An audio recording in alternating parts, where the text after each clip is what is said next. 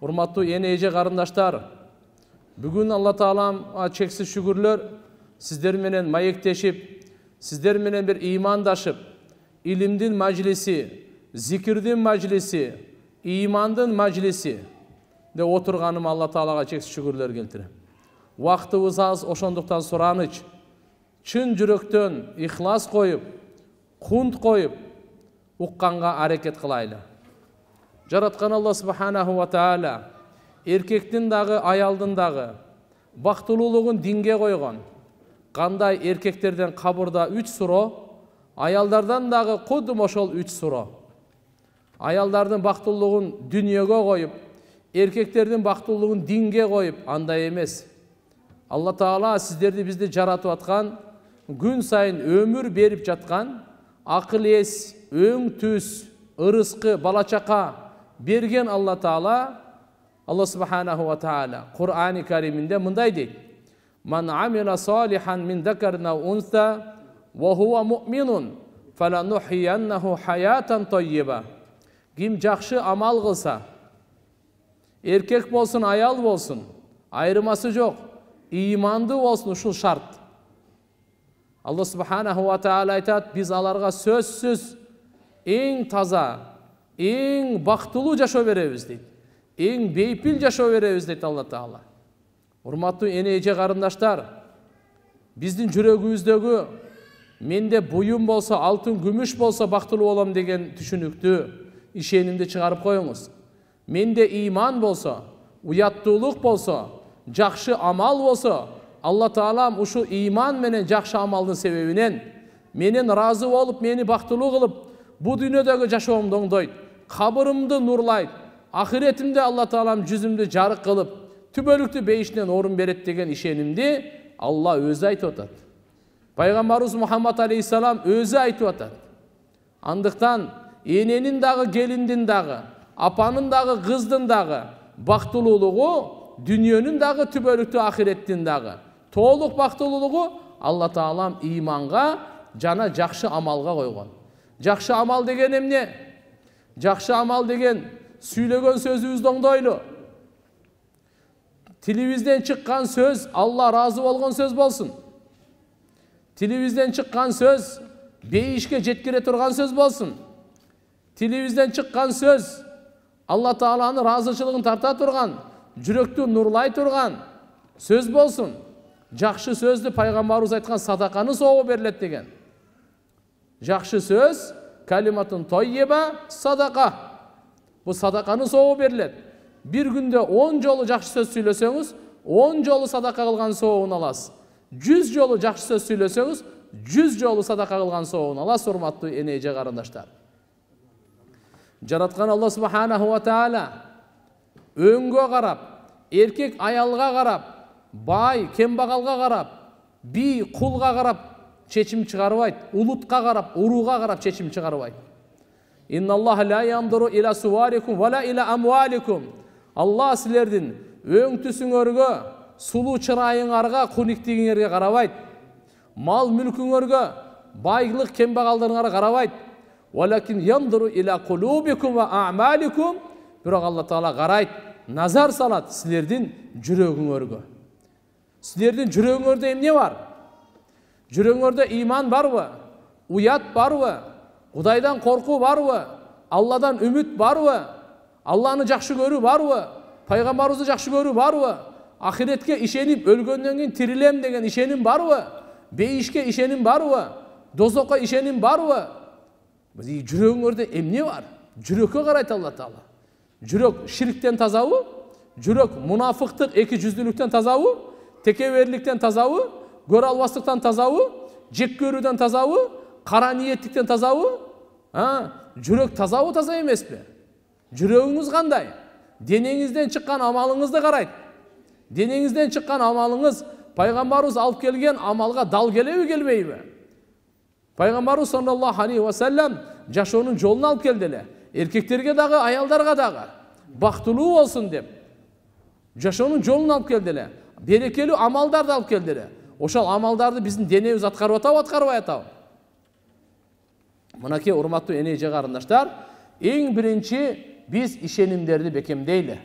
Аллага болгон ишенимди, Аллага болгон күмөндү оңдойлу, Аллага жакшы күмөн кылайлы. Алла Тааладан кечирим сурасам, кечирет. Алла Таалам ырыскы сурасам, ырыскы берет. Хидаят сурасам, хидаят берет. Разычылыгын сурасам, разычылык берет деген жакшы күмөндө болойлу. Алла Тааладан бейишти сурасам, бейиш берет деген жакшы күмөндө болойлу. Баарыбыз жок элек, жоктон бар кылган Алла Таала.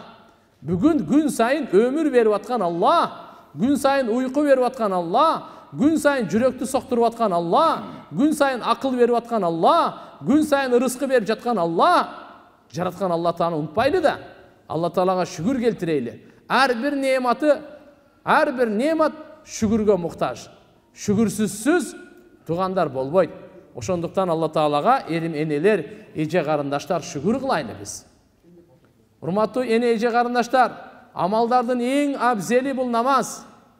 Ислам дини, тазалыктын дини. Намазга биринчи даарат алгыла деди. Даарат алгыла, денеңерди таза кармагыла, кийимиңерди таза кармагыла, окуй турган жериңерди таза кармагыла. Алла менен сүйлөшкүлө. Аллага арыз муунуңарды айтып, намазды коркуп окугула, намазды Алланы эстеп окугула, намазды өз убагында окугула, намазды кечиктирбей окугула, намазга ишенип окугула. Намаз бул нур, жүрөгүңүзгө дагы нур, кабырыңызга дагы нур, ахиретиңизге дагы нур. Бу дүйнөдө жаман нерселерден сактай турган, күнөөлөрдөн токтото турган, абийирсиздикти кетире турган, кылмышкерликтен баардыгын жоя турган күчү намазда. Намазга Алла Субхана ва Таала берген. Ошондуктан ар бир эне, эже карындаш 5 убакыт намазын таштабасын.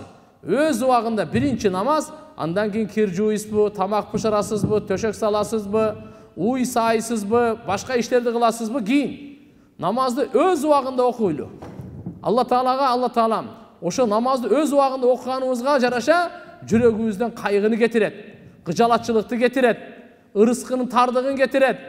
Алла Субханаху ва Таала ушу намазды өз убагындагы окуганыбыздын себебинен жүрөгүбүздү бейпилдик менен, рахат менен, тынчтык менен толтурат. Намазы оңолгондун дүйнө ахирети оңолот. Намазы бузулгандын дүйнө ахирети бузулат. Ошондуктан ар бир мусулман аялга, балагатка жеткен намаз фарыз болот.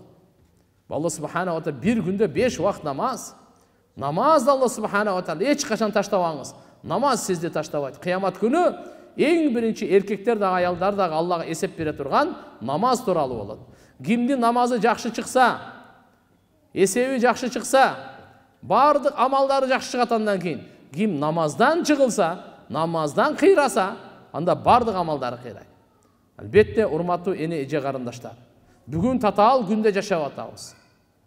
Бүгүн кандай татаал күндө? Барыңыздарга белгилүү, бактылуу үй бүлөдөн бактылуу мамлекет түзүлөт. Таза үй бүлөдөн таза мамлекет түзүлөт. Таква үй бүлөдөн таква мамлекет түзүлөт. Уяттуу үй бүлөдөн уяттуу мамлекет түзүлөт. Үйлөнүүнүн максаты, баш кошуунун максаты, үй бүлөлүк институтту бекемдөөнүн максаты бул негизи күнөөлөрдөн сактануу болот. Балдарды жакшы таза урпактарды калтырып кетүү болот. Пайгамбарыбыз саллаллаху алейхи ва саллям айткан: «Хойрукум ли ахлихи». Силердин эң мыктыңар, эң жакшыңар үй бүлө бала чакаңа жакшыңар.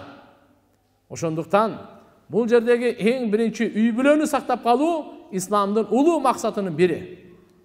Кичине болор болбогон нерсеге, дүйнөнүн фитналарына, дүйнөнүн акчаларына, азгырыктарына, ошон үчүн ажырашып, ошон үчүн бири-бирин кордоп, бири-бирине душмандашып, бунун бардыгы шайтандык.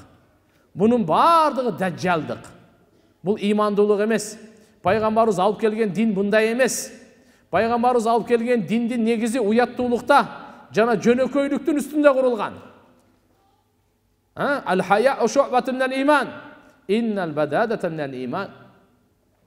Ислам дини уяттуулуктун үстүндө жана тазалыктын үстүндө, жөнөкөйлүктүн үстүндө курулган. Демек, мусулман аял уяттуу болсун, мусулман аял таза болсун, мусулман аял таква болсун, мусулман аял Алладан корккон, күнөөлөрдөн сактанган болсун, тилинде зикир болсун, колунда кызмат болсун, жүрөгүндө шүгүр болсун. Allah subhanahu wa taala gözünde uyat bolsun. Бактылуу аялдардын белгисинде айтат. Төртөө, эне болсун, кайнене болсун, келин болсун, кыз болсун айырмасы жок. Бактылуу аял заттын белгиси төртөө. Биринчиден көзүндө уят болсун дейт. Көзүндө уялуу болсун, жүзүндө уят болсун. Экинчиси тили таттуу болсун, Алланын зикири менен алек болсун. Тилинде дайыма ла илаха иллаллах, субханаллах, алхамдулиллах, ла хаула ва ла куввата илля биллах, Аллаху акбар, саллаллаху алейхи ва саллям, субханал маликил куддус, саллаллаху алейхи ва саллям, астагфируллах ва атубу илейх. Куран окуу, жакшы сөздү сүйлөө. Тилде каргабаш керек. Тил менен бирөө тескери дуа бербеш керек. Тилди Алла Таала ушакташ үчүн берген эмес. Бирөөгө жала жабыш үчүн берген эмес. Бирөөнү каргаш үчүн берген эмес. Бирөөнү жамандаш үчүн берген эмес. Өзүңдү макташ үчүн берген эмес.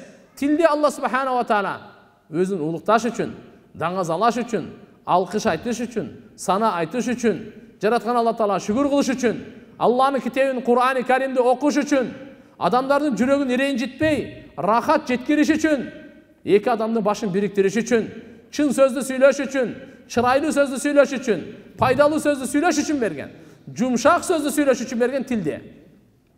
Ошон үчүн пайгамбар саллаллаху алейхи ва саллям айтканда, силердин ыйманыңар түздөлбөйт, жүрөгүңөр түздөлмөйүнчө, жүрөгүңөр түздөлбөйт, тилиңер түздөлмөйүнчө.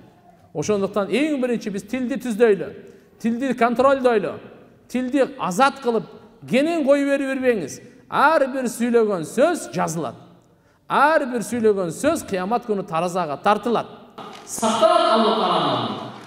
Ахсахуллаху ва расул. Унутуп калсаңар бирок Алла Таала эсептеп койгон, сактап койгон, жаздырып койгон. Эртеге кыямат күнү бул дүйнөдө канча сөз сүйлөсөңүз, ошонун баарын окуйсуз. Окуйсуз. Бул дүйнөдө канча сөз сүйлөсөңүз, ошонун баарын угасыз. Угасыз. Бунун баардыгы периштелер жазып атат. Балагатка толгондон дүйнөдөн кайтканга чейин Алла Таалам канча өмүр берсе, канча күн, канча саат берсе, канча сөз сүйлөдүңүз, баардыгы жазылат, баардыгын окуйсуз. Канча зикир кылдыңыз, аны окуйсуз. Канча Куран окудуңуз, аны окуйсуз. Канча пайдалуу сөз сүйлөдүңүз, буну окуйсуз. Канча гыйбат кылдыңыз, Кудай сактасын, баардыгы жазылат. Ошондуктан урматтуу эне эже карындаштар, биз тилибизди оңдойлу, тилибизди зикирге адат кылайлы. Тилибизди зикирге адат кылайлы. Кандай? Нары бери басканча, идиш аяк жууганча, төшөк салып тамак бышырганча, ла илаха иллаллах, турганда астагфируллах, Аллаху акбар. Алланы эстеп жүрөйлү. Түндөсү дагы Алланы эстейли, күндүзү дагы Алланы эстейли, ооруганда дагы Алланы эстейли, ден соолукта дагы Алланы эстейли, курсанчылыкта дагы Алланы эстейли, кайгыда дагы Алланы эстейли, сапарда дагы Алланы эстейли, үйдө дагы Алланы эстейли, кайерде гана болбойлу Алланы эстейли. Фадкуруни адкурукум вашкурули ва ла такфурун. Силер мени эстеп тургула, мен дагы силерди эстеймин. Силер мени эстегиле, мен силерди да эстейм. Биз Алланы эстебесек деле Алла бизди эстейт. Унутуп калбайт, унутуудан таза. Бирок Алланы биз эстесек, Алла бизди жакшы көрүп эстейт. Хидаяты менен эстейт, берекеси менен эстейт, күнөөлөрдү кечирүү менен эстейт, ыраазычылыгы менен эстейт Алла Таала, мээрими менен эстейт Алла Таала. Şu alamdın kocayını sizde estep atsa jaman mı? Şu alamdın kocayını, jaratuvчусу, başkaruучусу, gözömölдөчүсү. Allah Taala sizge bizge ömür bergen, öң bergen, түс bergen, akıl bergen. Gün sayın Allah Subhanahu wa Taala bardıq nematlar tartılып atkan. Sizde estese jaman mı? Bирок siz estep koyuңuz Allah'ını. Allah'ın sıfatları menen, jaratuvчу деген, boruker деген, duanı kabul kılчу деген, түндү алып келүүчү деген, uyku berүүчү деген, uykudan turguzуучу деген, ырыскы берүүчү деген, жүрөктү соктуруучу деген, өң түс берүүчү деген Аллахнын sıfattары бар. Аллахнын sıfattары бар. Көрүүчү, угуучу, билүүчү, кабардар, өлгөндөн кийин кайра тирилтүүчү жараткан Алла Subhanahu wa Taala. Урматтуу эне эже карындаштар, ыйманды бекемдейле, ыйманды курчутайлы, ыйманды сактайлы, ыйманды жайылтайлы. İman, iman, iman. Ошо иманга жараша амал болот, амалга жараша авал, ахвал болот. Dünya ахиреттин ахвалы амалга жараша, амалыбыз иманга жараша, иман мээнетке жараша. Ошондуктан ар бир аял, мусулман аял özün imanına meynet kılsın. İmanına meynet kılsın. Allah Taala'nı gün sayın aytaylı. Jaratkan Allah Subhanahu wa Taala'nı isteyli. Vaşkuruli ve la takfurun. Mağa şükür kılıp yaşagıla. Şükürsüzlük kılbagıla. Bergenge şükür kılaylı. Allah Taala kança sizge ömür verse, kança öň berse, kança perzent berse, kança ırıskı verse, kança akıl es berse, şükür kılыңыз. Kança nematlardı berse, şükür kılыңыз. Şükürsüzlük kılmаңыз. Tap-takır. Kiçine Allah Taala sınoo verse, ya Allah şu meni sınaş üçün de jarattın mı? Meni kıynaş üçün jarattın mı? Emne üçün uşunday degende toktatoş gerek. Allah Taala elhamdülillah ya Allah uşunusuna şükür. Uşunusuna şükür ya Allah. Sen razı bolsaň ele boldu. Ya Allah men sınooga laýykdy emasmyn. Men alsızmyn. Ya Allah maňa afiyat bergin, amandyk bergin, sak-salamaçylyk bergin ya Allah dep. Allah'dan afiyat jakşylyktарды suraýly. Birok sınoo gelip kala turgan bolsa, Allah'nın taqdyrına şek keltire turgan sözdü süýlebeýli. Allah Subhanahu wa Ta'ala'nın Allah Ta'ala narazı bola turgan sözdü süýlebeýli. Mına tildin amaly, mına tildin nuru. Uşu til arkaly jürekke nur gelet. Jürek nurlansa deneden amal durus çıgar.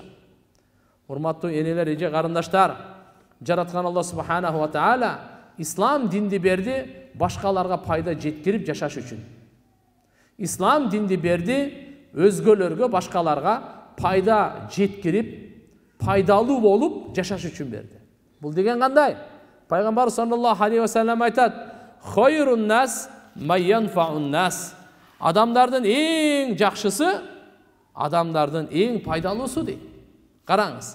Hayrun nas may yanfa'un nas. Adamlardan en jakşısı kim eken? Adamlarga en payda. Sizdin tilingizden payda jetsin.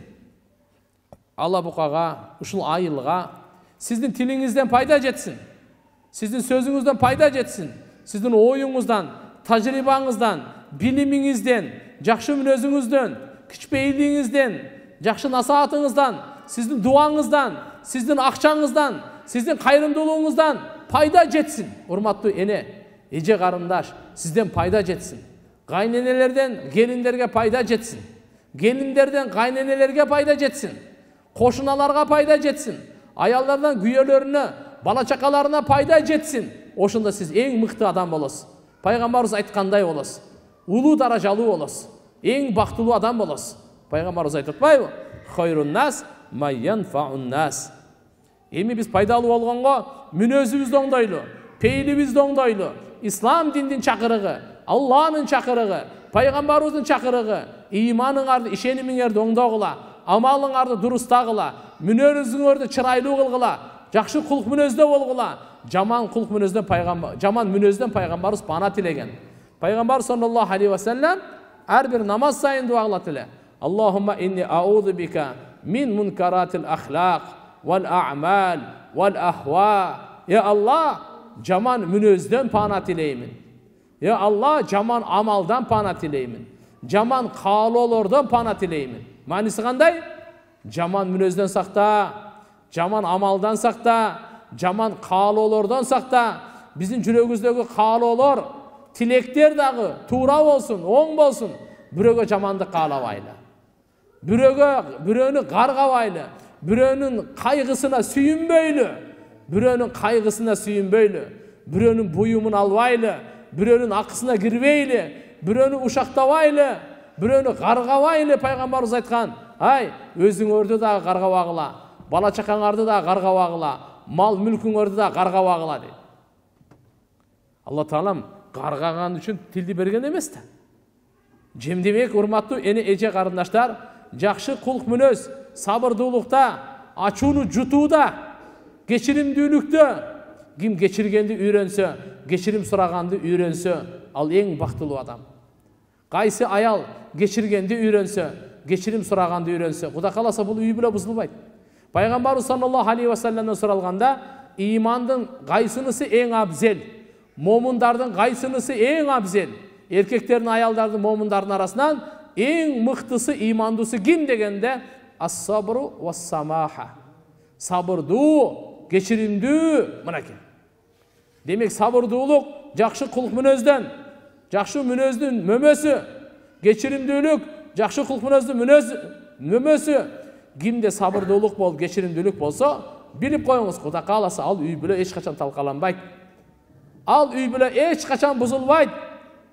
Ал үй бүлөдөн Алла разы болот. Сабырдуулук. Экинчиси кечиримдүүлүк. Сабыр кылып коюңуз, кечирип коюңуз. Сабыр кылып коюңуз, кечирип коюңуз. Качанга чейин сабыр кылам? Качанга чейин кечирим сурайм десеңиз, өлгөнгө чейин сабыр, өлгөнгө чейин кечирим. Алла Таала кимди кечирбесе, бирөө да бейишке кирбейт. Бирок Алла Таалам гайраттуу зат, мээримдүү зат. Алла Таалам сынап коюп эле таштап койбойт. Кичине убактынча сынап турат. Сынаганда өткөн деген Алла Таалам эбегейсиз түбөлүктүү неаматтарын ачып коет. Түбөлүктүү Алла Таалам райымдуулуктун эшиктерин, хидаяттын эшиктин, ыймандуулуктун эшигин ачып коет. Сабырдуулукка бере турган нерсени башка бир да амалга бербейт. Бүгүн сабырсыздыктын айыбынан канча деген үй бүлө бузулуп атат. Канча деген аял бала чакаларга зордук, зомбулук болуп атат. Канча деген күнөөлөр болуп атат. Бардыгы ушул Алланын тагдырына разы болбой, бири-бирине көрө албастык кылып, бири-бирин ушундай дуалап, сыйкырлап, каралап, жамандап, жек көрүп, bunday жашоо бактысыздык жашоо. Пайгамбарыбыз бактылуу жашоо алып келген.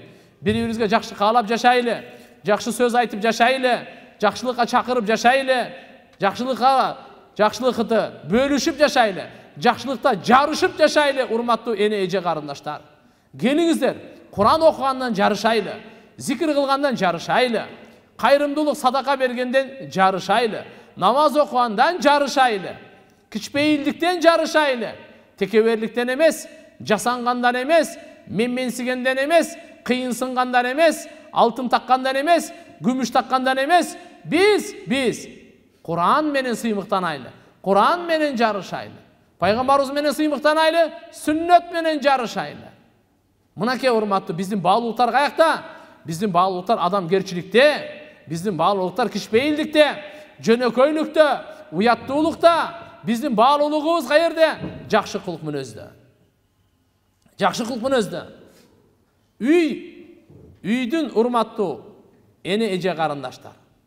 Үйдүн бактылуулугунун негизи нерселер эмес, дивандар эмес, буюм пиалалар эмес, ошол жердеги төшөктөр эмес, ошол жердеги холодильниктер эмес. Үйдүн бактылуулугунун негизи жакшы кылык мүнөздө, жылуу сөздө. Пайгамбар саллаллаху алейхи ва саллям айткан, эң жакшы аял ким дегенде, качан аны карасаң, Аллаху акбар, кубантырып турат, буйрук берсең, баш ийип турат. Мына Пайгамбарыбыз саллаллаху алейхи ва саллям не деген? Жана өзүнүн жанын, жана күйөөсүнүн мал мүлкүндө кыянат кылбаган. Ошондуктан эгерде биз бактылуу болгонду кааласак, урматтуу энелер, эже карындаштар, анда бизге батыш үлгү эмес, оң жак, сол жак үлгү эмес, интернет бизге үлгү эмес, жылаңаштар, уятсыздар бизге үлгү эмес. Жылаңаштар, уятсыздар бизге үлгү эмес. Бизге Хадича энебиз үлгү, Мариям энебиз үлгү, Фатима энебиз үлгү, Айша энебиз үлгү. Мына бактылуулар кандай болгон? Айша энебиз Пайгамбарыбыз саллаллаху алейхи ва салламдын эң сүйкүмдүү жубайы. Бирок балалуу болгон жок, кыздуу болгон жок, бактылуу болушту, ажырашкан жок, бактылуу болушту. Алланын бергени, Алланын бербегени. Яхабу лима яшау зукура ва яхабу лима яшау унаса. Алла кимге кааласа уулдарды берет, кимге кааласа кыздарды берет, кимге кааласа уул кыздарды берет, кимге кааласа эч нерсени бербейт. Бул Алладан жемелебегиле. Бири-бириңерди жемелебегиле. Бул төрөбөйт экен, бул тигиндей экен, андай экен. Жок. Кудайдан коркуңуз. Эртеге эсеп бересиз. Эртеге кабырда жалгыз каласыз. Сиздин таразаңыз өзүнчө болот. Кызыңыздын таразасы өзүнчө, балаңыздын таразасы өзүнчө, күйөөңүздүн таразасы өзүнчө, сиздин таразаңыз өзүнчө, эсеп китебиңиз өзүнчө. Сиз канчалык таква болсоңуз, канча жакшы амал кылсаңыз, ошончолук даражаңыз, ошончолук бактыңыз, ошончолук нуруңуз болот. Урматтуу эне эже карындаштар, унутпайлы, дүнүйө бизди алдап койбосун. Жаштык алдап коет, чырай алдап коет, байлык алдап коет, нерсе буюмдар алдап коет, алданып калбаңыз. Биз тообаны кечиктирбейли. Күн сайын тооба кылайлы. Пайғамбарымыз айтады, мен күн сайын 100 жолу истихфар тоба кылам. Астағфируллаха ва атубу илейх. Астағфируллаха ва атубу илейх. Астағфируллаха ва атубу илейх. 100 жол айтыңыз. Урматтуу энеже карындаштар, вазифа кылып алыңыз. Эрте менен багымдатта 100 жол айтыңыз. Намаз окугандан кийин шашылбай, кыбланы карап, Алла Тааладан кечирим сурап, жана тооба кылып. 100 жол кечинде куптанды окугандан кийин кыбланы карап, Алла Тааладан кечирим сурап, тообаны 100 жолу кылыңыз. Анан көрөсүз. Шашылбай айтыңыз, оюңузду топтоп айтыңыз, зикирди үйрөнүңүз, тилди зикирге үйрөтүңүз. Алла көрүп турат, карап турат, билип турат деген сезим менен айтыңыз. Алла угуп атат деген сезим менен айтыңыз. Пайгамбарыбыз саллаллаху алейхи ва саллям айткан эле: "Ман лазимал истигфар, жаалаллаху лаху мин кулли дикин махраджа ва мин кулли хаммин фараджа ва разакаху мин хайсу ла яхтасиб." Ким истигфар тообаны бекем карманса деген мааниси кандай? Дайыма амал кылып турса, Алла Таала анын бардык жолун ачат экен, багын ачат экен, жолун ачат экен, багын ачат экен, ишин ачат экен, көңүлүн ачат экен. Мин кулли дикин махраджа. Бардык тардыкты Алла Таала кең кылып ачып коет. Бунун жолун эч ким жаба албайт. Бунун бактысын эч ким жаба албайт. Бунун ырыскысын эч ким жаба албайт. Билип алыңыз, истигфардын берекеси. Жолуңуз ачылганды каалайсызбы? Багыңыз ачылганды каалайсызбы? Бейиштин эшиги ачылганды каалайсызбы? Анда истигфарды бекем кармаңыз. Истигфар тооба, истигфар деген Алладан кечирим суроо деген, тооба деген Алла Таалага кайтуу, ошо күнөөнү кайра кайталабоо, күнөөнү эстеп, өкүнүп, шерменде болуп, я Алла экинчи кайталабайын деп убада берүү. Бунун аты тооба деп коет. Жамандыкты таштап, дозоктун жолун таштаңыз, бейиштин жолун тандаңыз, караңгылыктын жолун таштаңыз, зулумдуктун жолун таштаңыз. Таза нур, бактылуулуктун жолун тандаңыз. Уятсыздыктын жолун таштаңыз, уяттуулуктун жолун тандаңыз. Бейнамаз, жылаңач, әвирсиздиктин жолун таштаңыз. Намаз менен, уяттуулуктун жолун тандаңыз. Урматтуу энеже карындаштар, урматтуу келин кыздар, бул аманат. Дагы качан жолугабыз Кудай билет. Бирок эртеге кыямат күнү айтып укпапмын, билбепмин, түшүнбөпмүн деген шылтоо өтпөй калат. Ошон үчүн угалайлы, жакшы амалдарды көп кылайлы, жамандыктарды азайтайлы, жакшылыктарды көбүрөөк кылайлы, ибадаттарды көбүрөөк кылып калайлы, намазды көбүрөөк окуп калайлы, көбүрөөк зикир кылып, көбүрөөк дуа кылып, көбүрөөк Кур'ан окуп, көбүрөөк Алланы эстеп шүгүр кылып калайлы. Болбосо жашоо ченемдүү, жүрөгүбүздүн соккону дагы чектелген, ырыскыбыз дагы чектелген. Бир күн ашыкча жашабайбыз, бир күн кем жашабайбыз, бир нанды ашыкча жебейбиз, бир нанды кем жебейбиз.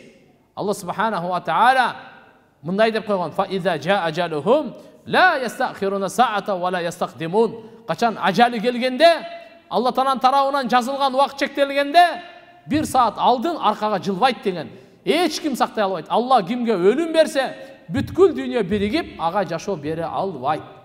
Кимге Алла Таалам жашоо берсе, бүткүл дүйнө биригип ага өлүм бере албайт, аны өлтүрө албайт эч ким. Алла кимди бейишке киргизсе, эч ким дозокко сала албайт. Кимди Алла дозокко салса, эч ким куткара албайт. Урматтуу энеже карындаштар, келиңиздер Алладан калбайлы, Алланы разы кылып калайлы. Алланын разычылыгы бактылуулук, Алланын наразычылыгы бактысыздык. Урматтуу энеже карындаштар, ошондуктан иншалла баарыбыз амалдарга бекем болуп, күйөөлөргө жакшы мамиле кылып, ата-энелерге жакшы мамиле кылып, өзүбүз оңолойлу. Оңолууну өзүбүздөн баштайлы. Ар кимибиз өзүбүздөн баштайлы. Кудай кааласа иншалла таква аял, үйдүн көркү, очогу, нуру, дүйнөнүн дагы ахиреттин дагы бадышасы. Таква кандай? Күнөөдөн сактаныңыз. Тилиңизди күнөөдөн сактаңыз. Көзүңүздү күнөөдөн сактаңыз. Кулагыңызды күнөөдөн сактаңыз. Бир аз болсо да ушак угуп коеюн, болбойт. Бир аз болсо да музыка угуп коеюн, болбойт. Сиз кулагыңыз аркылуу жүрөгүңүзгө мусор толтурбаңыз. Жүрөгүңүздү караңгылатпаңыз. Көзүңүздөн жаш чыкпай калат. Намазда таттуулук жоголуп калат. Ибадатка жүрөгүңүз тартпай калат. Күнөөгө жүрөгүңүз тартып калат. Кудайым ушундан сактасын. Дагы истигфардын пайдасын пайгамбарыбыз эмне деп атат? "Ва мин кулли хаммин фаража." Ким истигфарды бекем кармаса, бардық тардықтан Алла Таала кеңдік қылып қояды, жолын ашып, бағын ашып қояды. Екіншісі, бардық Алла Таалам қыжалатшылықтан құрсаншылық береді. Ва мин кулли хаммин фаража. Алла Таала бардық. Ва мин кулли гаммин фаража. Алла Субханаху ва Тағала қандай ғана қыжалат болсын, қайғырбасын, Алла Таала маға кеңдік насып қояды, құрсаншылық беріп қояды, көңілін ашып қояды Алла Таала. Үшіншісі, ал күмән қылбаған жерден ырысқысын жеткіріп тұрады. Ва разақаху мин хайсу ла яхтасиб. Алла Таала ошол келиндин, ошол эненин, ошол кайнененин, ошол кыздын ойлобогон жерден Алла Таала ырыскысын жеткирип турат. Кимге? Ошол ким истигфарды, тобаны бекем кармаса. Андыктан сураныч, урматтуу энеже карындаштар, мен дагы, сиздер дагы аракет кылайлы. Кудай кааласа саар кеч 100 жолу өлгөнгө чейин таштабайбыз. Өлгөнгө чейин ушул пайгамбарыбыздын осиятын таштабайбыз. Пайгамбарыбыздын буйругун таштабайбыз. Алланын буйругу: "Факул тустагфиру Rabbakum innahu kana ghaffara yursilis sama aleykum midrara." Alloh Subhanahu va Taala Nuh alayhissalom arqылуу Nuh surasында ayttirgan, айтып қойған деген. Истигфар қылсын Rabbысына. Alloh Subhanahu va Taala asmandan nöşörlötüp jamgırladı, jadırат. Yursil aleykum. Alloh Subhanahu va Taala nöşörlötüp asmandan jamgırladı, jadırtat. Wa yumditkum bi amwali wa banin. Allah Taala mal мүлкүңөргө дагы, бала чакаңарга дагы береке берип көбөйтүп берет дейт. Истигфардын берекесинен тугандар ырыскыбыз мол болот. Бала чакабызга береке берет. Алла Субханаху ва Таала бардык бактарыбызды, дарыяларыбызды агыздырып коет. Истигфардын берекесинен Алла Субханаху ва Таала жеңиш берет. Алла Таалам өзүнүн наразычылыгын кетирет. Жамандыктын эшигин жаап, жакшылыктардын эшигин ачып коет. Ошон үчүн иншалла күн сайын пайгамбар саллаллаху алейхи ва салламга салават да айтайлы. Андан кийин мынакей субханаллах вальхамдулиллах ва ла илаха иллаллах валлаху акбар ва ла хаула ва ла куввата илля биллах. Буну да 100 жолу айта жүрүңүз. Буну касиеттүү бул калималар бир жолу айтасыз, түбөлүктү мөмөсүн жейсиз. Бир жолу айтасыз, сизден эч качан ажырабайт.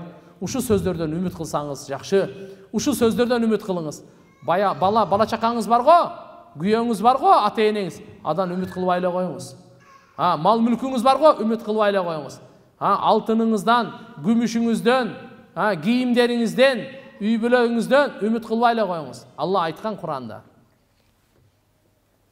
"Ал-малу вал-банун зинатул хаятуд дунья, вал-бақиятус солихат хайрун инда раббика саваба ва хайрун амала." Мал, мүлк, бала чака бул жашоонун зинаты, кооздугу эле. Бақияты солихат, түбөлүктү кала турган жакшы амалдар ушул Робуңуздун алдында соогунда дагы жакшыраак, үмүткө дагы жакшыраак. Үмүт кылыңыз. Эмнеден? Амалыңыздан үмүт кылыңыз. Субханаллахдан үмүт кылыңыз. Алхамдулиллахдан үмүт кылыңыз. Аллаху акбардан үмүт кылыңыз. Истигфардан үмүт кылыңыз. Садакаңыздан үмүт кылыңыз. Кураныңыздан үмүт кылыңыз. Намазыңыздан үмүт кылыңыз. Буюм нерселериңизден үмүт кылбаңыз. Бала чакаңыздан үмүт кылбаңыз. Эч кимден үмүт кылбаңыз. Үмүттү Аллага байлаңыз. Жана жакшы амалдардан үмүт кылыңыз. Урматтуу энеже карындаштар, оюмча түшүнүктүү болду деп ойлойм. Келиңиздер, мүнөзүбүздү дагы оңдойлу, амалыбызды дагы оңдойлу, намазыбызга бекем болойлу, дуага бекем болойлу. Дуа кылыңыздар. Эненин дуасы, алхамдулилlah, пардасы жок кабыл болот. Дуага сөзсүз үй бүлөгүңүзгө, өзүңүзгө, элибизге, журтубузга, мамлекетибизге баарына дуа кылыңыз. Бүткүл адамзатка дуа кылыңыз. Дуада эч качан кемчилик кетирбеңиз. Алла Таалам Кур'анда айтып койгон: "Удуни астажиб лакум." Силер менден дуа кылгыла, мен кабыл кыламын деп алымдар айтат. Ажайып дейт бул да. Буйрукту дагы өзү берип атат, кабыл кылам деп убада дагы берип атат. Аллаху акбар. Бул кандай деген керемет. Өзү буйрук берип атат. Эй, дуа кылгыла, менен сурагыла деп буйрук берип атат. Анан дагы эмне деп атат? Астажиб лакум. Дуаңарды мен кабыл кыламын. Караңызчы. Буйругу дагы, кабыл кылуусу дагы кандай деген керемет. Ошондуктан урматтуу энеже карындаштар, күн сайын 10-15 мүнөт дуа кылыңыз. Алла менен сүйлөшүңүз. Арыз муундун бардыгын Аллага айтыңыз. Кимди сизди капа кылды, Аллага айтыңыз. Ким сизди курсант кылды, Аллага айтыңыз. Алла Тааладан сураңыз. Сізді құрсан қылып жақшылық қылғандарға Алла Тағаладан аларға жақшылық сұраңыз. Сізді қапа қылғандарға Алла Тағаладан аларға хидаят сұраңыз. Аларға хидаят сұраңыз. Аларды қарғамаңыз. Қарғағаннан пайда жоқ. Ойлаймын, иншалла сөзіміз аз болса да саз болып, жетішті жұғымды болады деп ойлаймын. Құда қаласы иншалла бекем Аллаға ішенеміз, пайғамбарымызға, ахиретке, Құранға бекем ішенеміз, періштелерге, жана бардық тағдырға бекем ішенеміз. Ибадаттардың бардығын, намаз болсын, ораза болсын, зикір Құран, дуа болсын, ажылық умра болсын, иншалла бардығын атқарабыз деп ойлаймын. Құда қаласа мүнөзүбүздү да оңдойбуз, жана ушу жакшылыктардын бардығын өзүбүздө эле калып калбастан кошуналарга жайылсын, биздин көчөбүзгө жайылсын, айылыбызга жайылсын, биздин ошо районубузга, элибизге, Кыргызстанга жайылсын, бүткүл ааламга жайылсын десеңиз, анда аялдардын баарын жакшылыкка чакырыңыз, жамандыктан кайтарыңыз. Тойда дагы, курсанчылыкта дагы, кайгыда дагы бир сөз болсун Алланын сөзүн жеткириңиз, пайгамбарыбыздын сөзүн жеткириңиз, аманатты айтып калыңыз, жакшылыкка чакырып калыңыз, жамандыктан кайтарып калыңыз. Алланын сүйкүмдүүсү болосуз. Бардык пайгамбарлар кылган ишти кылган болосуз. Бардык пайгамбарлардын иши ушул болчу.